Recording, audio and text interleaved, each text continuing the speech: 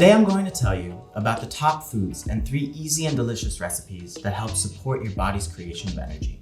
Please make sure to subscribe if you like this content, and if you want a free download of the protocols and recipes I use, click on the link below.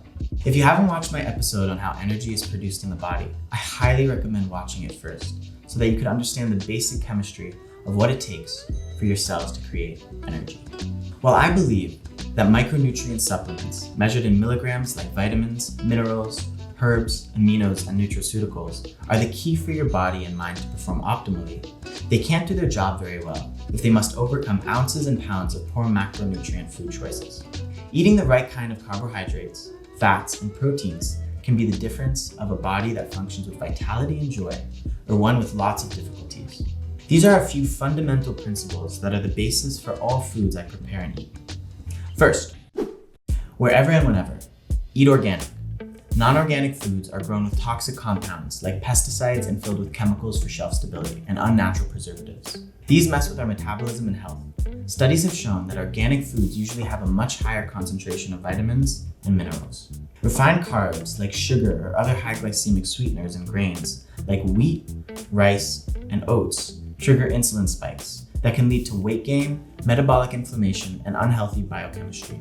Eating the right kinds of fats are critical to your health. I never use omega-6, polyunsaturated industrial seed oils. They seem natural, but they were never meant to be consumed by human beings. Much of the structural components of our cells, like cell membranes and nuclear membranes, like mitochondria, are made up of fatty acids or triglycerides. If they are made of omega-6, fatty acids, or worse, trans fats, that are easily oxidized, the unsaturated parts of the fat can be attacked by free radicals and can go rancid in your body, damaging cells and tissues needed for life. This is why antioxidants are so needed to protect our cells. They also produce pro-inflammatory compounds, a big problem for our health, while omega-3 fatty acids produce antioxidants that help. Extremely important is not only what you eat, but when you eat. Scientists have discovered that our cells need 14 to 16 hours of no food intake so that you can focus on repair and rejuvenate in a nightly process called autophagy. This helps keep our cells youthful and burning fats for fuel and not just sugar. This also helps keep the weight off and trigger genes involved with healthy aging. In my episode on energy, you learned how important B vitamins are. Without them, your body couldn't turn carbs and fats into fuel. They help enzymes, which break down what you eat and drink, to do many things, including release energy from proteins, carbohydrates, and fats. They break down amino acids, move oxygen and energy around your body, and because they aren't water soluble, meaning they aren't stored in your body, you need to get them from food or supplements regularly. This is the reason why, even if you have a lot of fat in your body, which is basically stored energy, you can still be fatigued, because you need vitamins to convert that fat into energy. The vitamin Bs are B1, B2, B3, B5, B6, B7, B9, and B12. And although B vitamins are naturally found in many foods, they are also easily destroyed by alcohol and cooking. Food processing can also strip foods of their B vitamin content, especially in white flour, white bread, and white rice. In the energy episode, I talked about how not having enough niacin, B3, in the 1900s caused a disease called pellagra. And that's why so many cereals, flours, grains are enriched with it. Also, beriberi was another deadly disease from a deficiency of thiamine, or B1, and discovered first in Japan, where the royalty ate a lot of white rice. White rice is brown rice, stripped of the bran that contains all of the thiamine, B1. This delicacy for the rich was killing them. As you can see, B vitamins are normally found in whole grains, meats, dairy, legumes, citrus, and spinach. The recommended daily amount, or RDIs, as they are now called, are necessary for adequate B levels. However, making sure that you get the minimum levels necessary can be very tricky. For people on plant-based diets, they can only get vitamin B12 from supplements or from vitamins enriched in processed foods. Also, for a lot of the required amounts of vitamins, you need to ingest a lot of certain ingredients. I don't know about you, but I can't imagine eating 4 baked potatoes or 6 cups of black-eyed peas a day. No, God! That's why I make sure to do a supplement to get my vitamin Bs and magnesium every day. Of course, you can get a quick fix of energy by eating foods high in sugar, drinking energy drinks, or pounding coffee, but this is dangerous. Eating any kinds of sugar causes insulin to spike in the body, which alerts the body to store sugar and fat, as too much of it is floating around in your bloodstream is dangerous to your organs. This causes your blood sugar to drop and you come crashing down. Over time, this can create a cascade of metabolic issues or chronic inflammation. Also, with high sugary junk food diets, you're not getting any nutrients and you need vitamin B to convert carbs and fats into sustainable energy. That's why I'm giving you 2 recipes today that are rich in vitamins and minerals that are good for your energy production.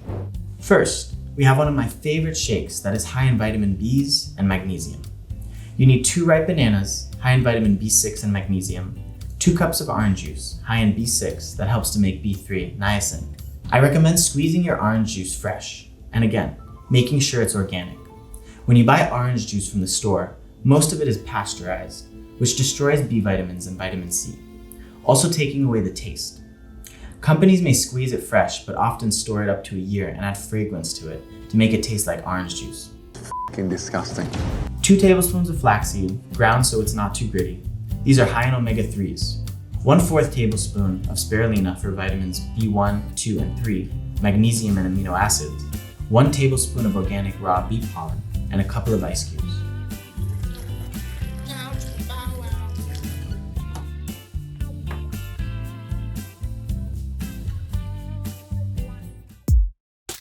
For lunch, I'm cooking for you my favorite quinoa salad. I love quinoa since it's a gluten-free seed, not a grain, and is considered a whole protein that contains all 9 essential amino acids. It's high in fiber, magnesium, B vitamins, iron, potassium, calcium, phosphorus, vitamin E, and various beneficial antioxidants.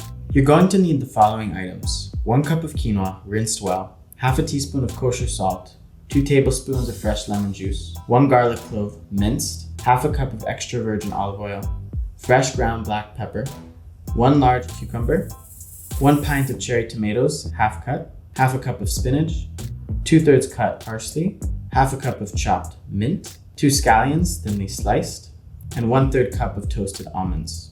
Meanwhile, whisk lemon juice and garlic in a small bowl and gradually whisk in the olive oil. What many people do not know is that so many of America's health issues also come from something so common and yet is destroying our cellular makeup. Omega-6, industrial seed oils like sunflower, corn, soy, canola, grapeseed oils. You want to watch my video on good and bad fats if you ever use any kinds of oil in your cooking.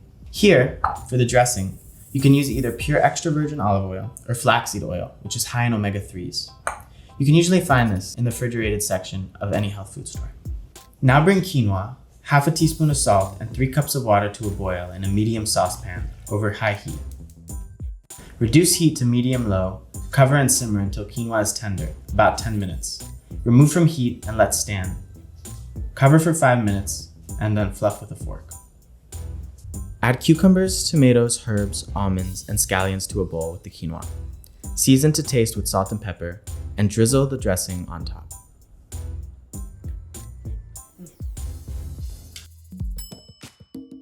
And lastly for dinner, here is a simple but delicious chimichurri sauce that is easy to make and delicious over my favorite roasted veggies. When it comes to delicious roasted veggies, it's all about the shape and the size that you cut the veggies into. To get a nice flavor, you want to chop the pieces up smaller. That gives you more surface area for the flavors brought out by roasting. I like to use sweet potato, cauliflower, Brussels sprouts, and mushrooms. So first, preheat the oven to 425 and chop up your veggies. Put them on a glass pan and brush on a light coat of olive oil. Roast for 12 to 15 minutes. For the chimichurri sauce, you'll need half a cup of flaxseed oil, 2 tablespoons of apple cider vinegar, half cup mix of fresh parsley, oregano, cilantro, and thyme leaves, 1 finely chopped shallot, 3 finely chopped cloves of garlic, 1 teaspoon of red pepper powder, and half a teaspoon of sea salt. Once the roasted veggies are done, pull out, transfer to a bowl, and let cool for a few minutes before you toss with the chimichurri sauce and serve.